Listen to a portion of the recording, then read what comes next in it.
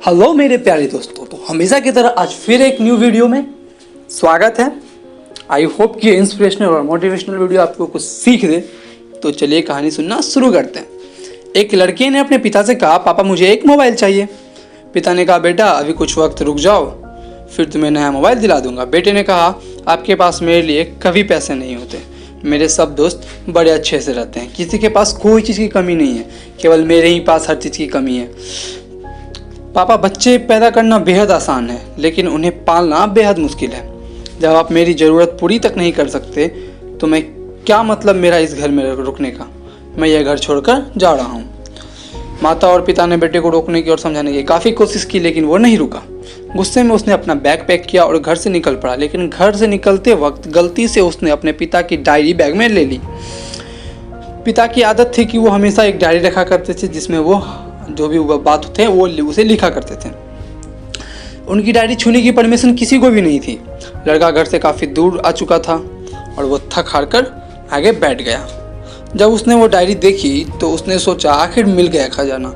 आज पता चल जाएगा कि मेरे पिताजी कहाँ कहाँ दौलत छुपा के रखे हैं और उन्हें किन किन लोगों से पैसे लेने हैं, और सारा का सारा लेखा जोखा आज मुझे मिल जाएगा।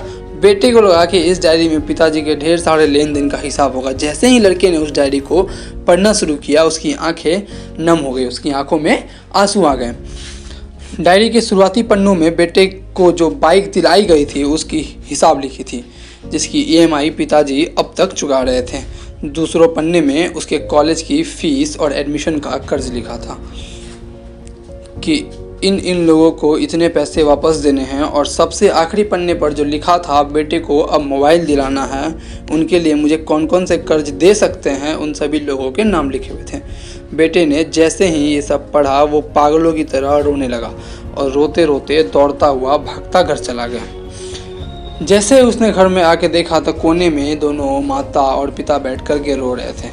बेटे अपने पिता के पैरों पर गिरकर रोने लगा। पिताजी मुझे माफ़ कर दीजिए। पिता ने कहा, बेटा तुम रो मत, मोबाइल मिल जाएगा। बेटे ने कहा, पिताजी मुझे आपसे कुछ नहीं चाहिए।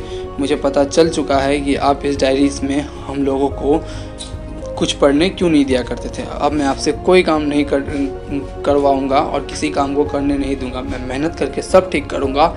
ये सुनकर पिताजी बेटे को गले से लगा लेते हैं। दोस्तों, हम लोग जाने अनजाने में अपने माता पिता से बहुत ऐसी सारी चीज़ों की डिमांड कर देते हैं जो कि हम ये सोचते तक नहीं हैं कि वो हमें वो सब चीज़ कहाँ से ला के देंगे।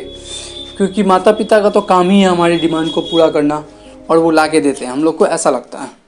बट हम लोग को सोचना चाहिए कि हम लोग अपने माता पिता पे कम डिपेंड रहें, क्योंकि एक अच्छा फ्यूचर देना हर एक माता पिता का सपना होता है। और हम लोग क्या करते हैं, बदले में उनको धीरे से धोखा दे रहे होते हैं। हम लोग पढ़ाई कर रहे होते हैं, नहीं भी कर रहे होते हैं, पर जब उनका फ़ोन आता है तो फॉर्मेलिटी पूरे करने के लिए ये बोल देते हैं कि हाँ मैं पढ़ रहा हूँ, हाँ पिताजी मैं पढ़ रहा हूँ। ऐसा ना करें। कोई तरह का प्रॉब्लम हो तो उनसे शेयर करें। अगर आपको पढ़ाई में मन नहीं लग रहा हो तो उनसे ये भी बात शेयर करें, बट उन्हें धोखा ना दें, क्योंकि इनसे आपको लॉन्ग टर्म में कुछ नहीं मिलने वाला। आई होप कि इस वीडियो से आप कुछ सीखे होंगे। जय Hind. Thank you for watching.